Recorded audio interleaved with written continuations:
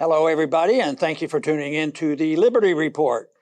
With me today is Daniel McAdams, our co-host. Daniel, good to see you. How are you this morning, Dr. Paul? I'm doing very well, thank you. It's going to be a good program. We have a very special guest, somebody our audience knows well, somebody I've known for a long time. I've known him when he was a mere congressman, way back then. But it's David Stockman of David Stockman Contra Corner, and he's had a lot of experience. I'm not going to name all those, but he had a lot of experience with a president by the name of Ronald Reagan. He was the budget director, and that's, I don't know, David always knew how to crunch the numbers up. I think that's where he really did the crunching. David, welcome to our program today. Glad to be with you. There's a lot to talk about here, and frankly, some numbers crunching that gets to the truth of this whole hysteria about COVID-19. It couldn't be more timely. We have a campaign being run by the mainstream media. I call it the Cuomo Brothers CNN, Inquisition. That is really scaring the daylights out of both politicians and the broad public in a way that's leading us to commit damn near economic suicide. Shutdown nation is a government-imposed calamity that is getting, more vicious by the day. We saw last week the unemployment claims again, 5 million. In 4 weeks, we're up to 22 million new unemployment claims, which equals the total number of jobs allegedly created over the last 10 years of recovery, at least according to the BLS.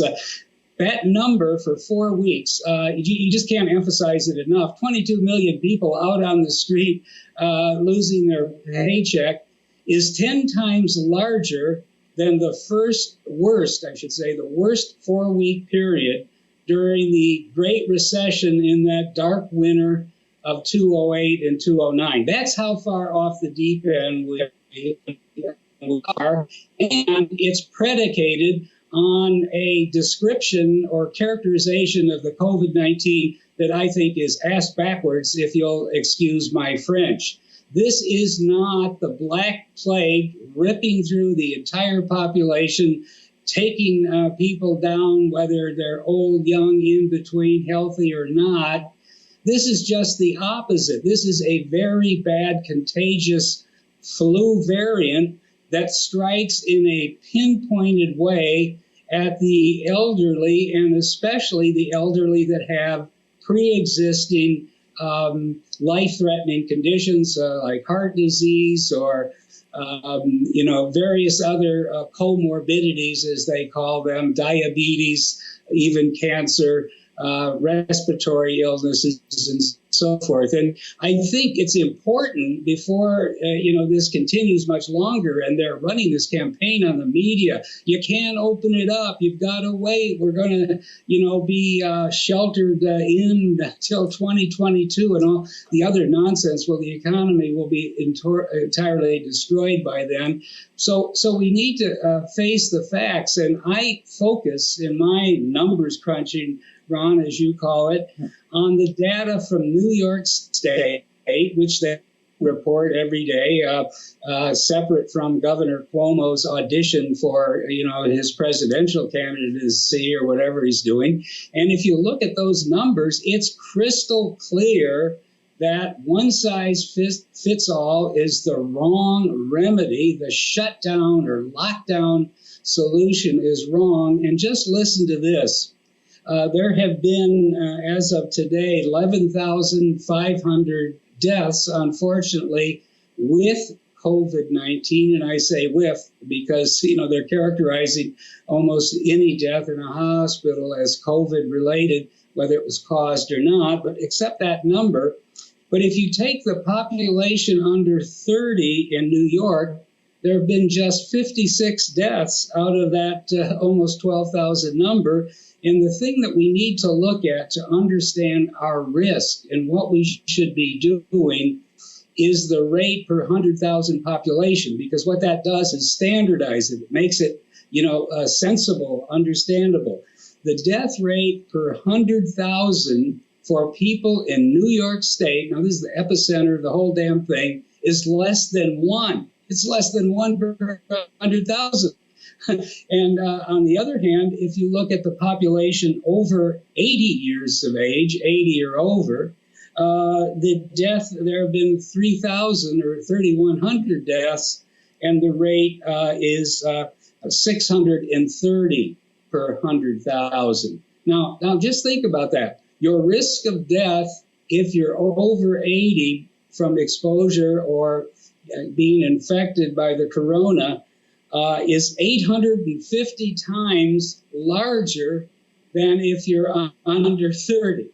And in fact, if you take everybody under 50, which is 13 million of the 19 million people in the state of New York, the rate per 100 is only about 6 per 100,000. And that's just a tiny fraction of the normal death rate just from normal, accidents and diseases and so forth. So when you look at those numbers, the obvious thing is we have to identify, isolate, treat, help that small subpopulation, maybe 10% of the population or even less, that's vulnerable to this thing. And on the other hand, open up society and economy and let the rest of the population get back to work and back to life. David, Daniel has a question for you. Yeah, you do make the good point, David, in your piece that there are virtually no New York deaths among the disease-free population under the age of 50. And these are predominantly the people that are out there or would be out there working. And that's so important. You point out one size does not fit all. There should be special care taken for those that are vulnerable. But when you shut the people who have virtually no chance of dying from this away with those that do, it makes no sense. We talked about this recently. Thomas Massey, Republican of Kentucky, said, we are facing severe disruptions in our food chains. We hear that Smithfield is closing plants. Farmers are dumping milk.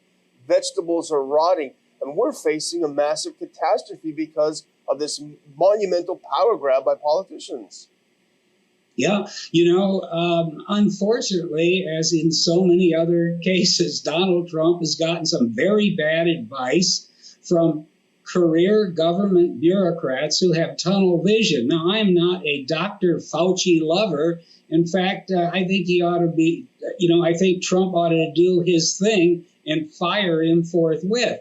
But let's just understand who he is. He graduated from Cornell Medical School in 1966. Ron, he's almost, I think, up with you. But in any event, 2 years later, he became a researcher at the NIH, National Institute of Health, for allergy and infectious disease. He's been there for 52 years in the same tunnel, and he's been director of the joint since 1984. Now, he may know a lot about infectious disease, but he knows very little about the rest of the world, and he was asked the wrong question. He should have been asked, who are the most vulnerable populations? It's not one size fits all. This isn't the Grim Reaper of 1335, Black Death in England or in Europe. And how do we identify them? How do we protect them? But instead, these knuckleheads in the Trump White House, gave them a platform to say, shut it down. And they gave the CDC a platform to say, we can stop this virus if we stop social and economic life. That was the wrong question. There have been a lot of these viruses studied, SARS, MERS, H1N1. There's a whole body of literature that tells you very clearly you can't stop the virus. What you need to do is mitigate the harm to the most vulnerable populations that can happen. Well, they weren't given that. They were given full authority to scare the hell of the American public. They've done that. Trump stands there every day like a deer in a headlight while they're talking, and then he goes into another,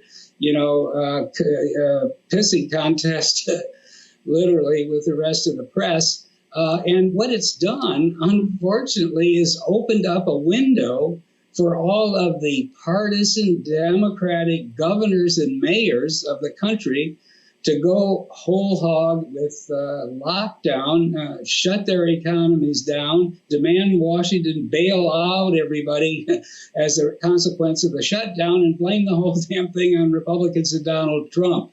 If you would have tried to do something as stupid as this whole scenario that I've just described, it would be hard to come up with it.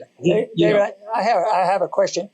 Who's motivated to do this? You come down on the side of, well, they're just a bunch of jerks, they're dumb, they don't know what they're doing, or is there a sinister desire to do this? You say the media is lying to us, which I think most of the world now realizes that.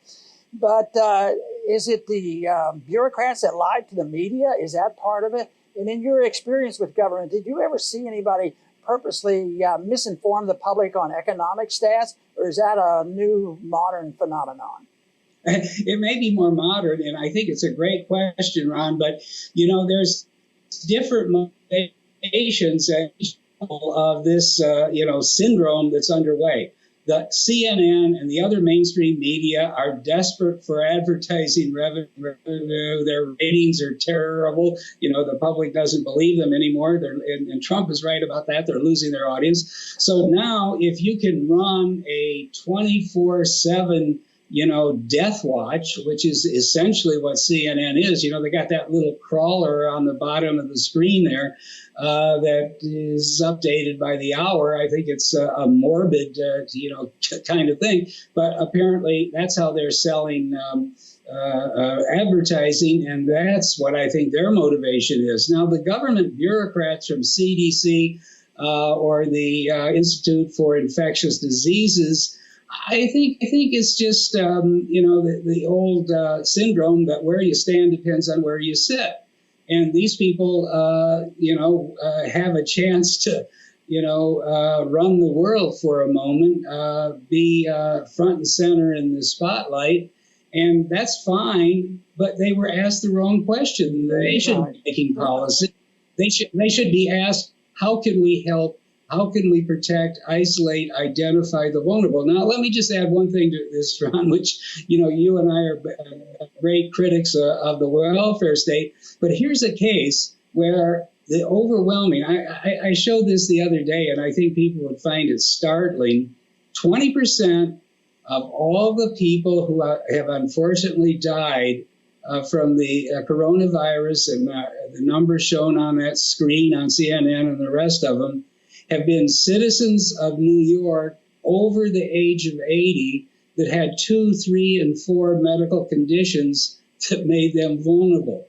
Okay, that's what the real truth of the matter is, and yet we allow the experts to run the whole country when they could easily be focusing their knowledge and expertise on helping that very vulnerable population. Stated differently, that share of the population is a fraction of 1%, and they account for 30% of all the deaths in America. So I don't know how we're going to shake loose of this, because there's a war now going on between the Democrat mayors and governors and the Trump White House. Frankly, I'm a Federalist. I don't think Washington and the White House should be telling governors what to do. On the other hand, the governors are committing economic suicide in their own state. And I just hope that somehow people like yourself, Ron, and others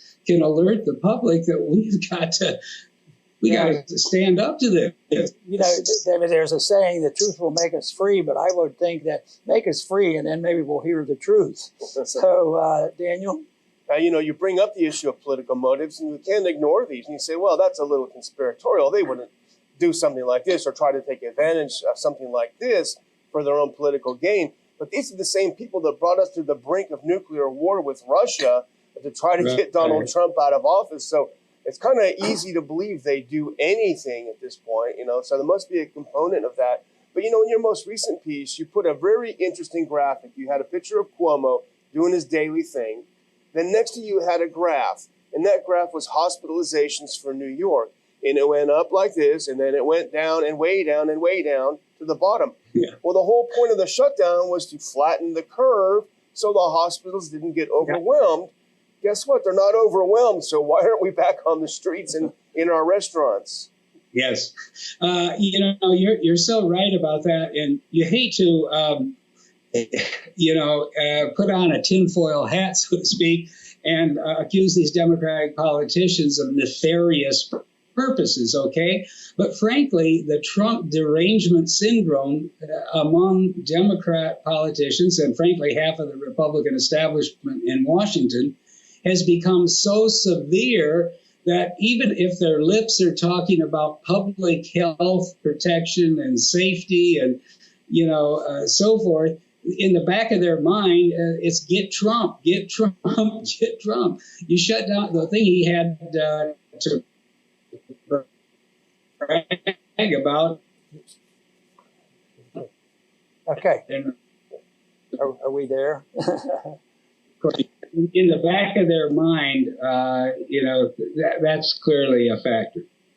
David, I'm going to ask you a question I was asked just minutes ago because I was doing an interview, and I don't know how well I did with the answer, but they wanted me to describe where we would be on this emergency at the end of this year. You want to deal with that one? Well, it's unless something changes dramatically, mindset, unless the public gets aroused and comes out of its stupor, I'm afraid that the mainstream media and the establishment commentariat and the Democratic politicians are going to keep the country more or less in quasi-shutdown mode for months and months and months. And if that happens, we're going to have a collapse of GDP in an economy that was already ultra fragile as a result of all this debt we talk about, 74 trillion public and private on the U.S. economy, and all the malinvestment and distortion and speculation that has occurred as a result of these bad monetary policies for several decades. So what I'm saying is, it's bad enough if this would have happened, let's say, in 1970 or 1990, it would have sent the economy, into a tailspin.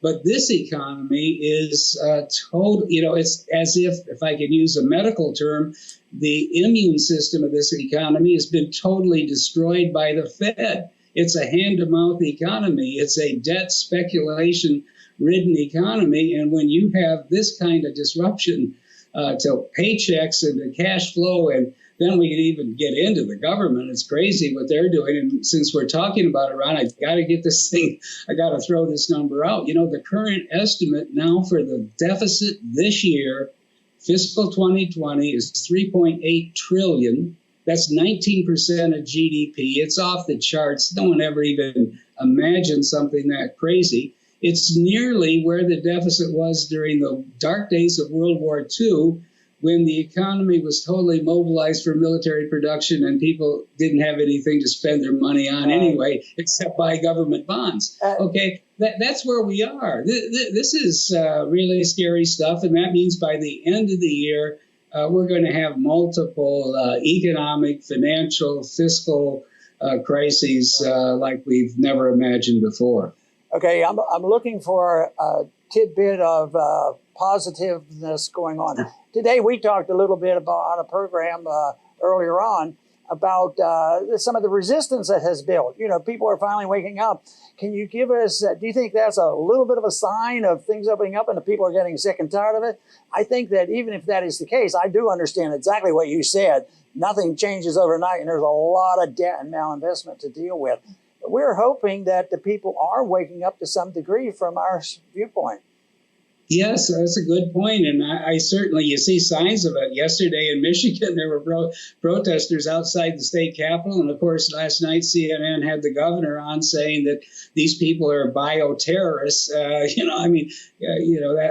That's about as crazy. They're exercising their constitutional rights, and suddenly they become bioterrorists. But I don't think that's the end of it. I think it's just the beginning when people realize because all this information that we've been sharing here today, it's not secret. It's not something that I've got, in a safe here where I am in Connecticut. This stuff is going to get out, and people are going to realize that, we've shut down the entire society, locked down the economy for no good reason. And once this information starts to filter out, and we all have to work on getting it out to the public, I think there's going to be a real uprising. Okay, David, we're going to finish up here, but Daniel has a short question or statement. No, I just wanted to offer a little bit of optimism. I was talking to Lou Rockwell on the phone yesterday, and he said he was reading that the LA Times ad revenue has gone down to 0.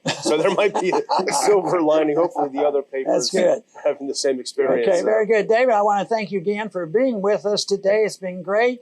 And we're going to do our job in spreading the message, and I think you do a great job in doing the same thing. So thank you very much for being with us. Great to be with you. Well, very good. And I want to thank our viewers today for tuning in. Please come back soon to the Liberty Report.